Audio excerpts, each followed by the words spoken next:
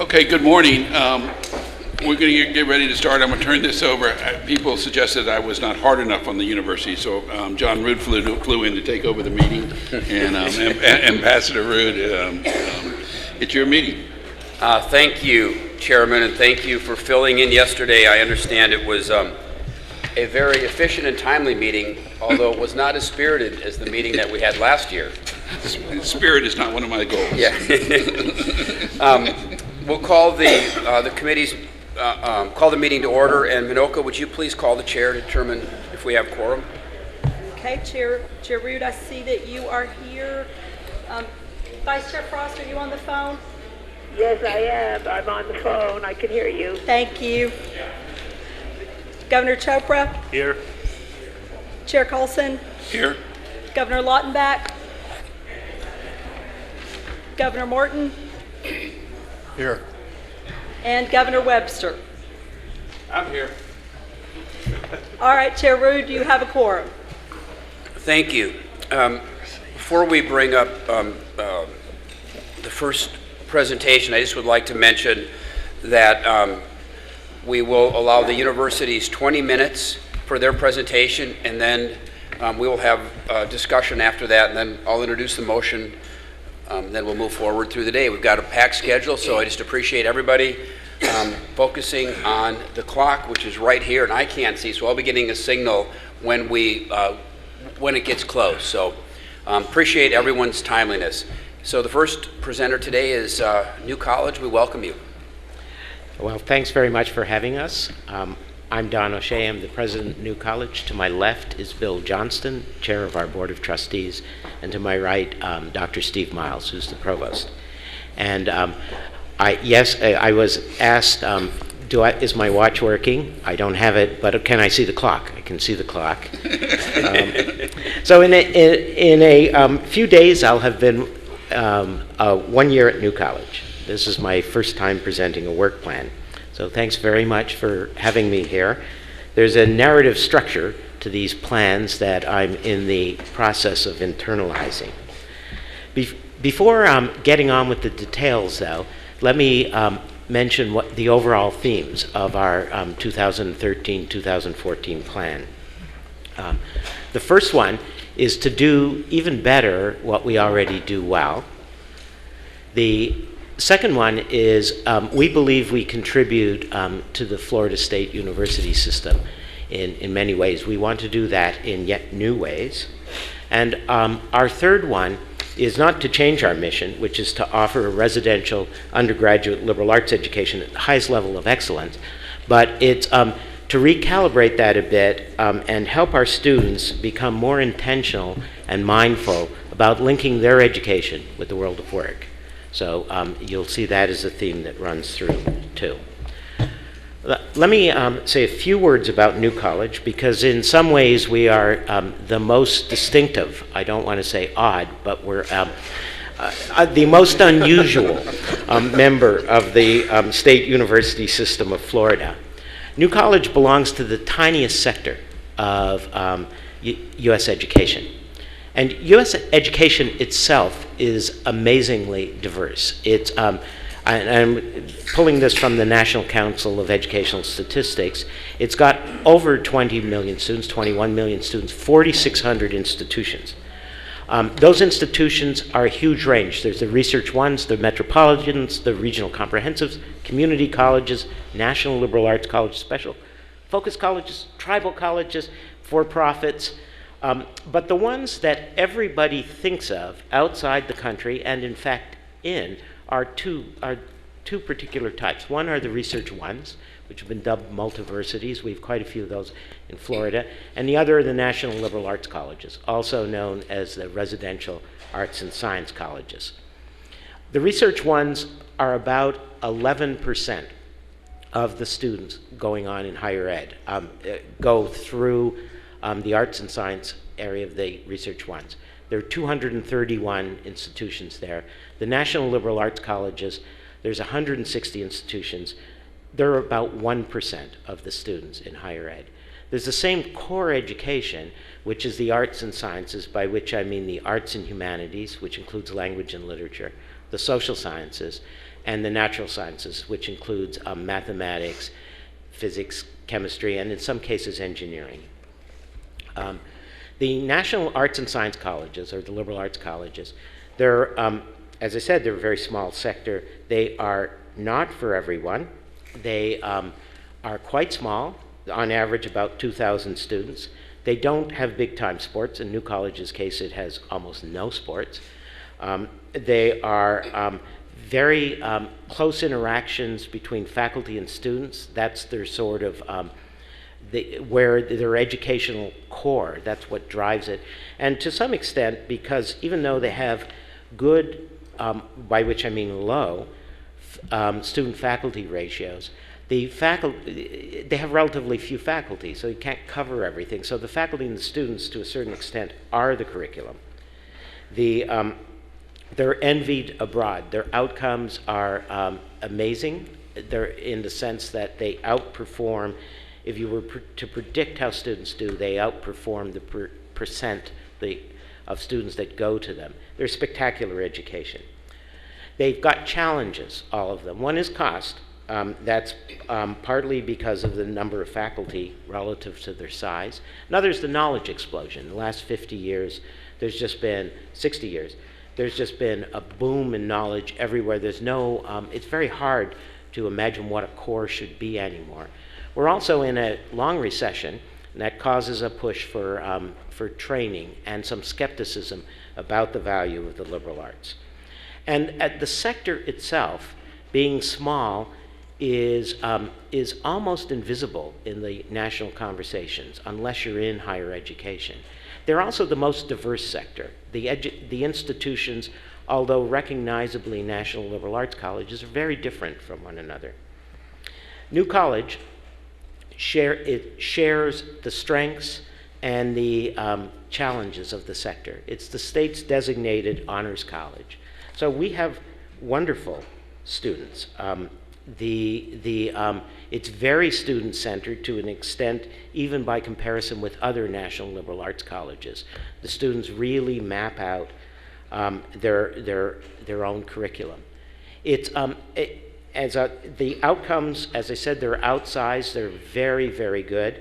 If you think of the state university system and the parallel college system as kind of an educational portfolio akin to a financial portfolio, then you should think of New College as the state's hedge fund or its alternative investment.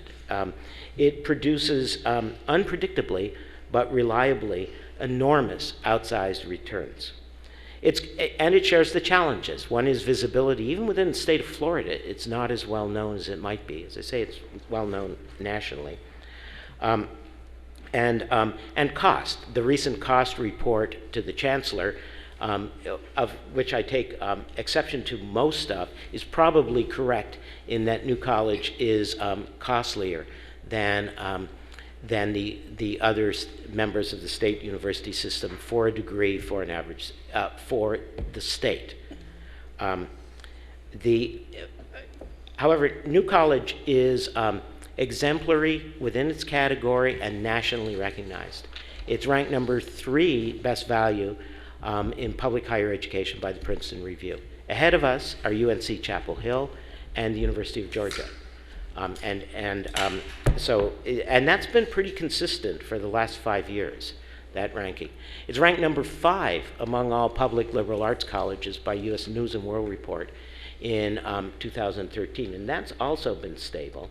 The schools ahead of us there, and this goes to the diversity of the sector, are the U.S. Military Academy at West Point is ranked number 1. The Naval Academy is ranked number 2. The U.S. Air Force Academy at Colorado is ranked number 3, and Virginia Military Institute is ranked number 4. And then there's New College, which is at number 5. As I say, these are very different types of institutions, but they're all national liberal arts colleges. It's ranked number 5 in how its Pell Grant students perform. First of all, by comparison, not by comparison with other members of the state university system, some of whom have a higher percentage, many of whom have a higher percentage of Pell Grant recipients. We have a compared in our sector, an astonishingly high proportion of Pell Grant recipients, 30%. And not only that, they graduate at a rate of 77%, which is better than our average graduation rate, and is really something that we're proud of, and it's quite astonishing in many ways. It's, as I say, we have outsized outcomes. Our students, this year, for example, we have 6 Fulbrights, we have 2 Goldwaters, and we have 1 Truman. Some of the members who've been on the board for a long time will recognize the one on the left, Michael Long, our Truman Scholar.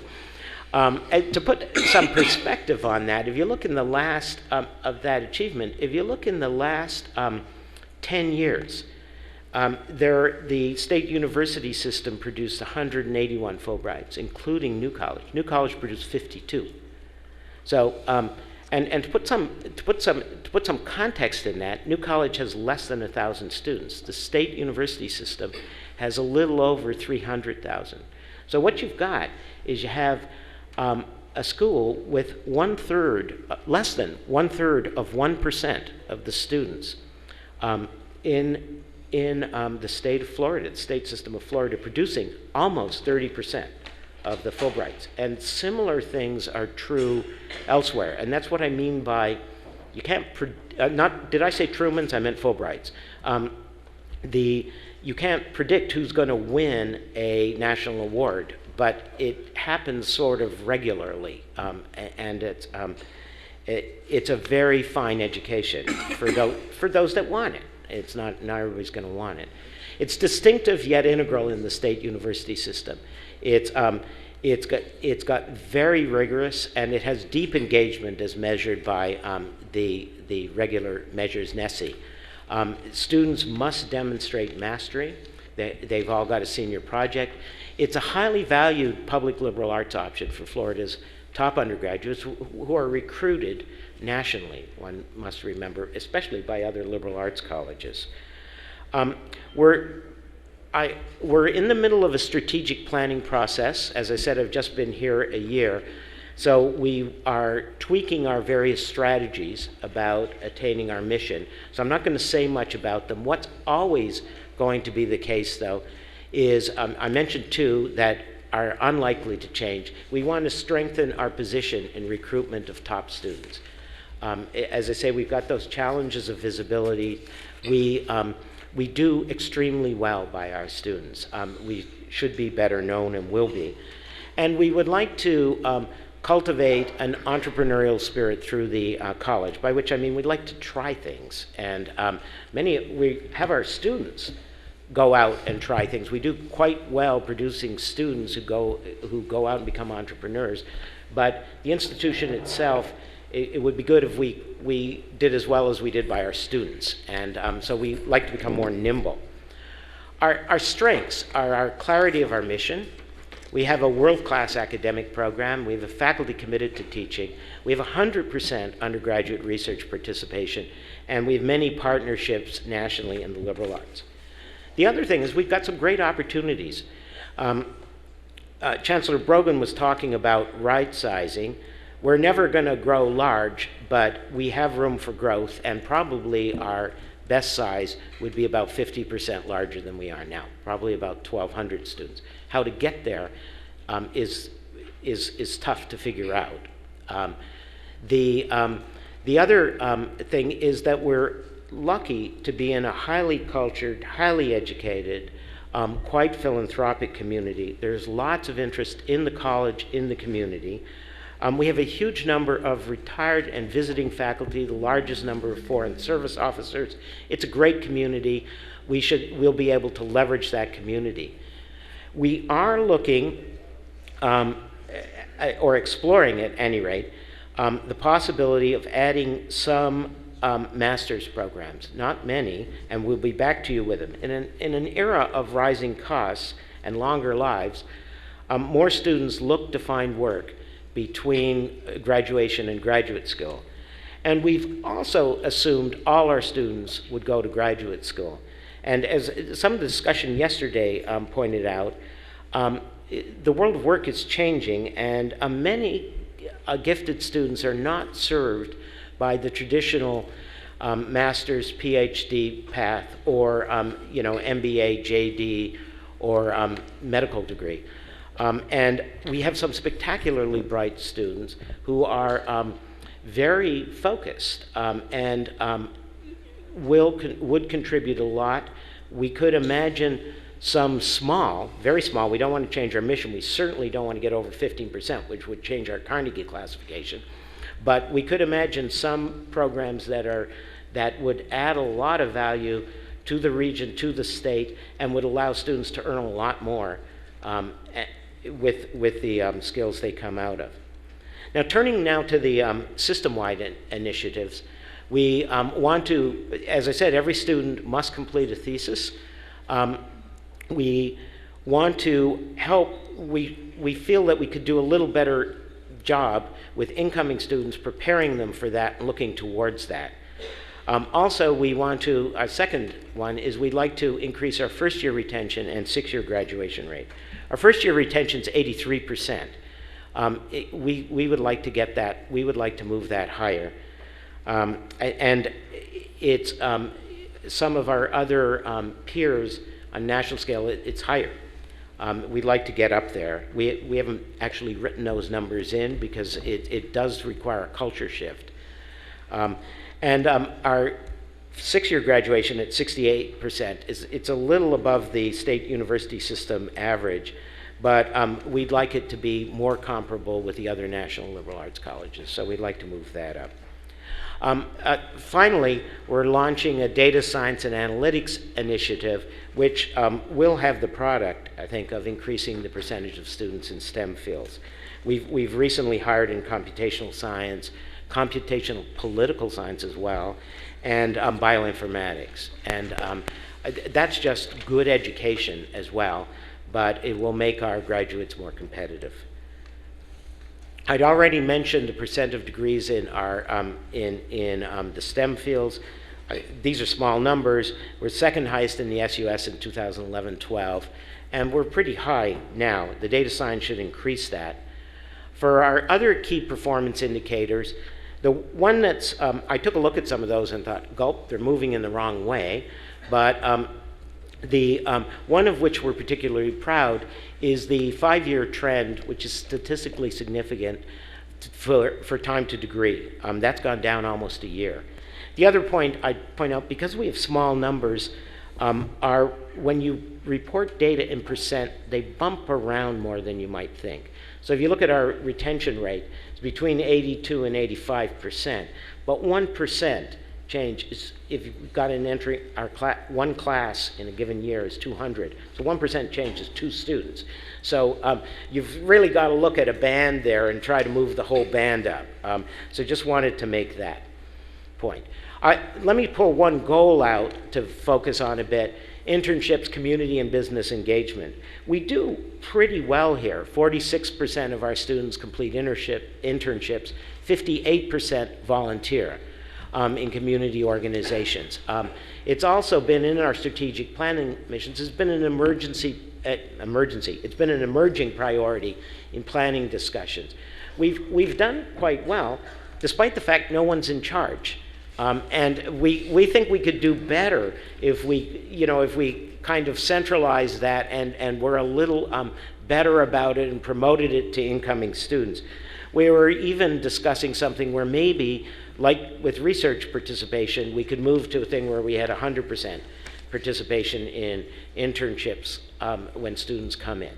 Whether we could actually do that, we're discussing that.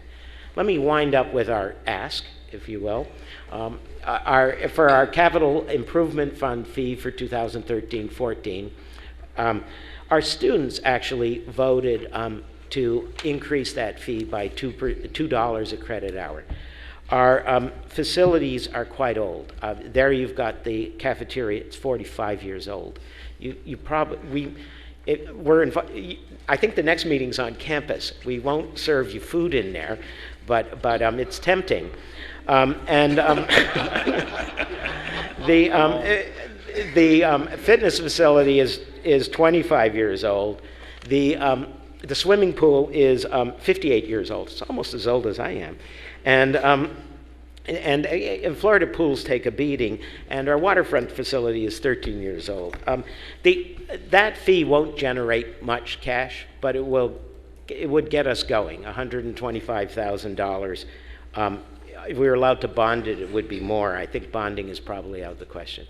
And finally, for tuition, we are complying with the 1.7 tuition increase required by statute. This would generate $50,000. New college graduates have low debt compared to the SUS average. So that's another thing. Per credit hour, we're the lowest in the state university system. We require more credit hours, though. Excuse me. And let me stop there and just remind you about what our themes were again, which were to do better what we already do well. In other words, become more ourselves. We do think, I didn't say a word about our regional partnerships. Did I skip that? Yeah, I did. We're in a place with, oh God, that clock just started going faster, with 6 other really distinguished schools. One is USF Sarasota Manatee. Another is an outpost of the University of South Florida. Talk faster.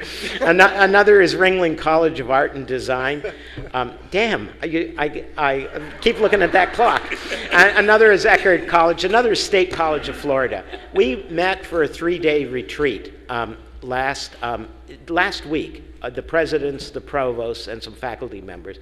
That we have different missions, different students, but lots of potential to collaborate. And next year, we'll be back here with lots of joint programs and ways that we can collaborate. We're kind of like mini United States in that region, and we will serve that region very well. And thank you. 1 second left. Bye. Thank you. It's wonderful to see a president squirm a little bit like your students have to. Governor's questions? I have a question. Yes. Sure. The drop in the SATs. Why do you think it's happened? And you don't predict any reversal of that trend, but you're leveling off of it. What do you think about that? I'm going to pass that to Steve. One of the reasons why, I'm sure you're hearing me, one of the reasons why we lowered that was actually to try to expand the reach of the college in terms of recruiting students from minority populations.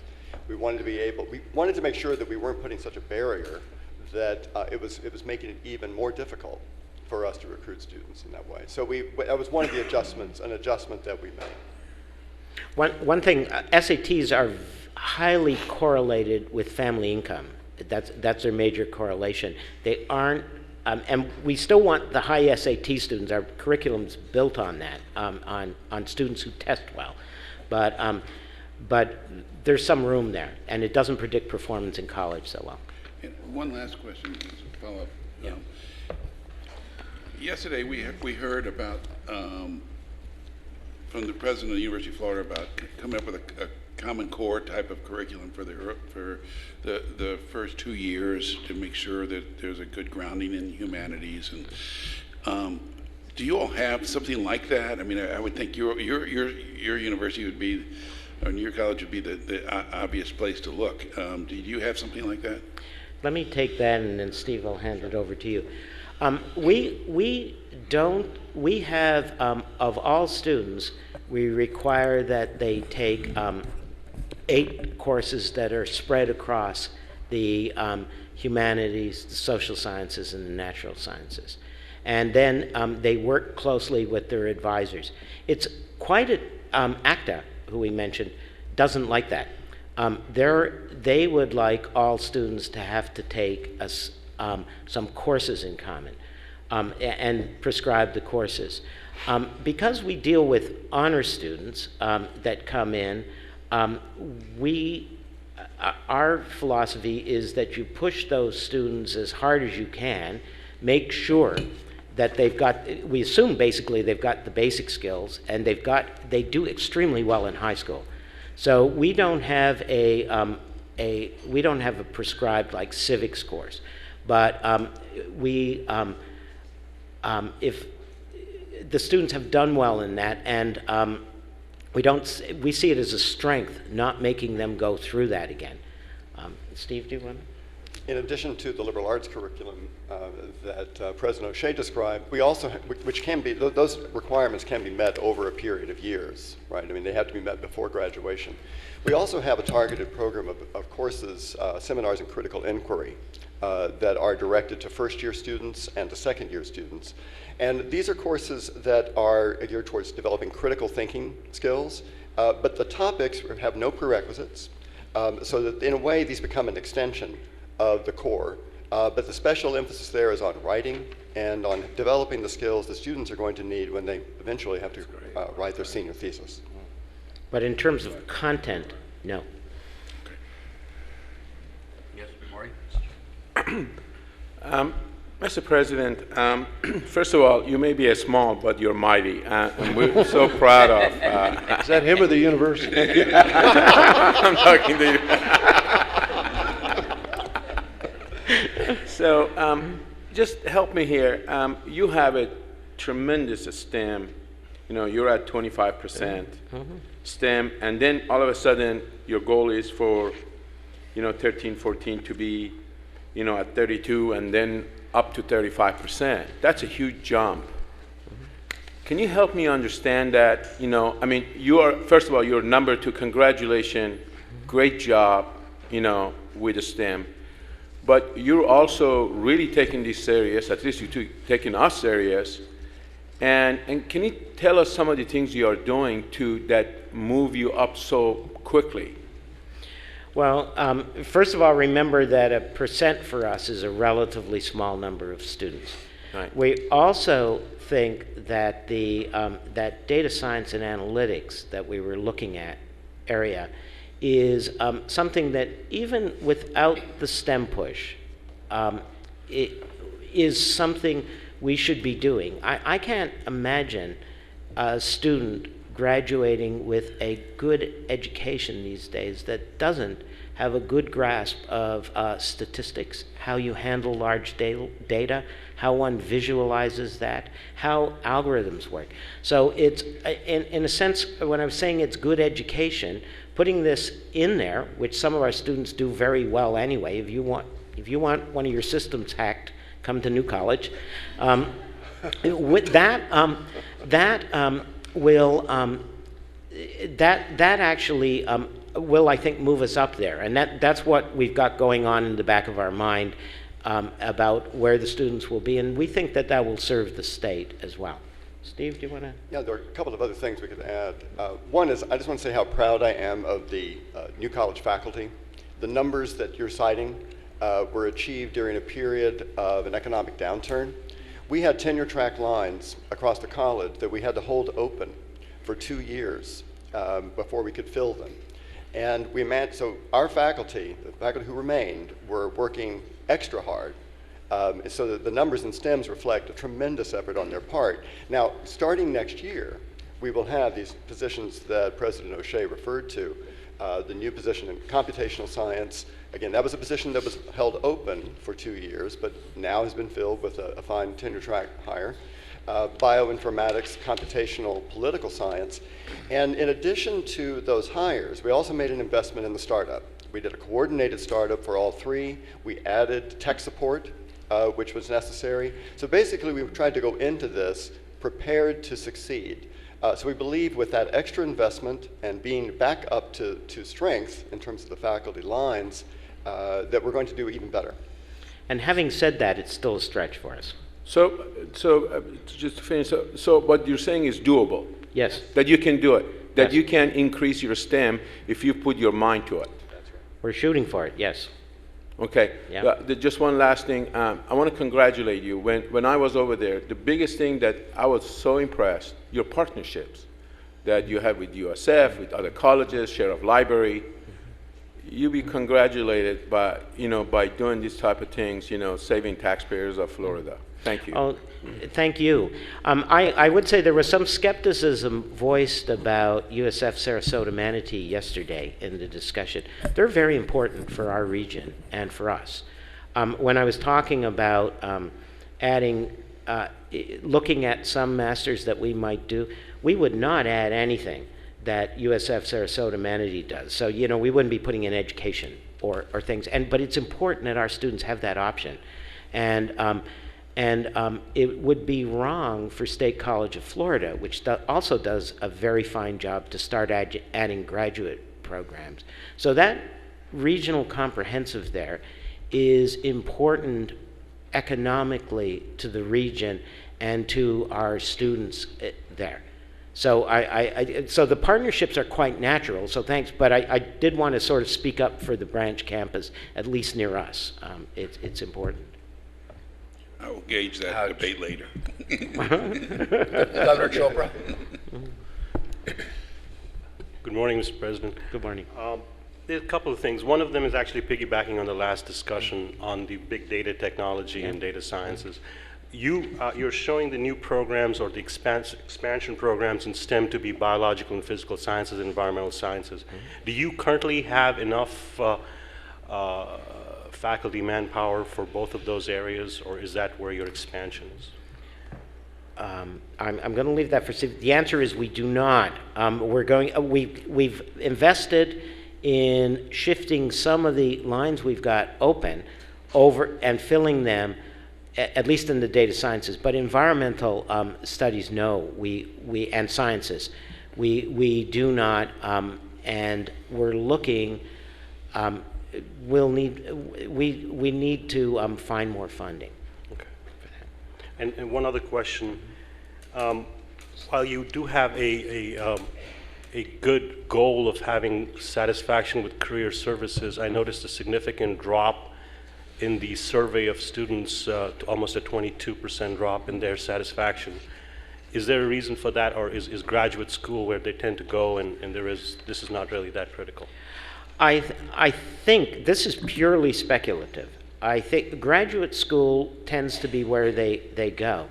During the recession, I think everybody looks at cost of things, and so the ones that aren't going on directly to graduate school are now seeing, they're turning to career services, and our career services, it should be better, I think, than it is. There's opportunity to do better, and that's a spot where we can cooperate with the other institutions as well.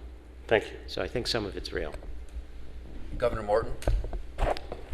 Building on that, employment is and the matching of our programs with the needs of our employers in the state is, I think, of significant interest to many of us. Given the size of the university, and I understand that you probably have a disproportionate number that go on to graduate school, but given the size, do you have a tracking program for working with employers, and do you track where our students go? And then lastly, do you measure employer satisfaction? I'm going to pass that to Steve. The quick answer is no, we do not have a good tracking program. We're working on it. A lot of it is self-reporting, and the employers, that's one of the things when we beef up the internships, we would also like closer connection with the employers. You recall our three themes, right? Doing better, the things that we already do well, contributing in new ways, and then linking education to work. This is an area that we just simply haven't emphasized enough over the years. And when we say the career services could be better, I think what we mean is the entire infrastructure that supports students being able to think about their careers needs to be stronger. One of the reasons why we're focusing on internships is that it's clear that that's a way for students to be in the community, to get to know employers, for employers to get to know them. It's one of the great indicators of success for liberal arts students if they have an internship. That's going to be an area where we focus, but the kinds of things that you mentioned about tracking, if it requires additional staff or getting more from the staff that we had, that is something that we need to do. Thank you. Thank you, Chair. Anybody else? Yes? Yeah, I wanted to ask about the six-year graduation rate. At 68% with the quality of your students, that seems, even though it's on the high end of the SUS, it seems a little bit low for where you should be, and you're working on it. But we heard yesterday that some of the numbers get disadvantaged because of transfers out of the university, and I just was trying to figure out if that has an effect with you on y'all as it relates to those numbers, or is it, what do you think? Why is the number like it is? Well, the one thing is the transfer in-state is not so high. So it ranges between 4 and 10%. Okay. What does happen though is that we have tracked those students. Virtually all of them transfer somewhere and finish their degree. Right. Not all. The trouble is that's a highly recruited group of students by other flagship publics in other states. Right. And by other national liberal arts colleges. So they're in some ways a loss to the state. We worry about that. We do lose a few because we don't have programs that they want. Somewhere along the line, they've decided they really want to do veterinary medicine, for example. That's natural. We can't help that. But we are hoping that the regional partnership there will really help us bring that up. But it's singular. The other national liberal arts colleges do better than we do, and we'd like to get up there. May I add to that Yeah, in please. just a moment? Certainly there's some things that are obvious that we're doing in terms of strengthening and advising, but it's just good to remember that even though New College was established in 1960 as a private institution, New College of Florida is only about 12 years old. And so one of the things that we are finding is that some of the necessary administrative or infrastructure supports for students are still in the process of being prepared or being constructed, if you will. One of the things that we've done, we started this year and we're going to be working on this vigorously over the next few years, is we've established a retention task force. Now this is bringing together every unit that is involved with student services. So whether it's academic affairs, student affairs, enrollment services, even our communications and marketing team, because how we present the college is key to how we're going to attract students and retain them. One of the things that is remarkable with this is the degree to which we're now able to coordinate the efforts of those offices. This isn't about increasing cost, I should add. This is not about adding staff or adding administrators. This is just creating a stronger communication system within the college. That alone doesn't solve it, but we have worked tirelessly to catch those students who might be at risk and who might leave the college. And I think it's one of the reasons why we have that improved time to degree figure that President O'Shea cited earlier. And if I could add to that a bit, and Steve, you can jump on me if I'm overstating a bit. We do want a bit of a culture shift there. There is, at many schools, and New College has a high admissions bar. We'd like the thing to be, when a student comes, he or she is ours. And the assumption is they're going to graduate. It's not he or she needs to prove their mettle, and it might become ours. And that shift is one of the things that we're trying to work on institution-wide, and we think that will make quite a big difference. But it's a kind of soft thing. Thank you. Thank you. Governor Link? I apologize, I didn't hear your entire presentation, so if you covered this, let me know and I'll talk to you afterwards. But one of the best parts of joining the Board of Governors was learning so much about the universities that I didn't know, New College being one that I really didn't know a lot about. And in talking to friends, colleagues in South Florida, where I come from, most people hadn't heard of it or certainly didn't know, the wonderful things that you do. Do you have a plan, because you are attracting and seeking some of the brightest, to market more, or to have, from the high schools to know that this, for people to be more aware of what you offer and that we have this opportunity within our state university system? we do, and in the current strategic plan, we're looking at marketing ourselves a bit better. We've added an admissions counselor. One of the things is we're quite mindful, when I was talking about we're small, it's very easy to think of fixes that involve adding an administrator. And we've been investing in academic resources, but we still look relatively administratively heavy. So it's in some ways because we're not quite right-sized, we're in a bit of a rock and a hard place there. But we are bringing guidance counselors in because they're the most important in talking about the college. Steve, did you want to say anything else? Thank you. I think I just want to add that I really appreciate your enthusiasm, and I would also encourage all of the new governors, if they haven't visited New College, to take time to do so. It's a unique. Every one of our institutions is unique, but this is really unique. And you get the really unique category.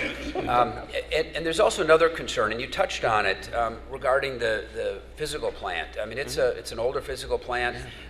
There's maintenance that's deferred, and I hope you can find a way to get ahead of that. Not even get ahead, to catch up to that. Let's say, but it's a great institution, and I think after visiting it, people realize how special it is. The kids are special, and also, when I was there and I had an opportunity to talk to several of the students, I understood for the first time why you don't keep everybody. It is, again, I use the word unique. It is unique, and not everybody wants to stay at that school for 4 years, so a certain percentage do go on, and they are highly recruited. So I understand why some of the numbers are affected as such. But I appreciate your presentation and your enthusiasm for the institution. Thanks very much. With that, I would like to ask if there is a second to the following motion. I move that the committee approves that portion of the New College University Work Plan associated with the 2013-14 academic year, excluding those sections of the work plan that require any additional regulatory or procedural review or approval pursuant to law or board regulations, and that the committee accepts the out-year portions of the work plan. Do I have a second? Second. So moved. Second. Thank you, Pat.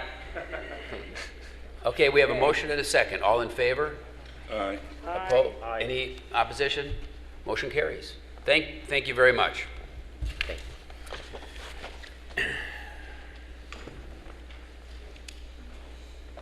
You And did now beat we the would clock, ask- Mr. President. Yeah, good job on clock management, by the way. 9:46, and that was because I rambled on a little bit.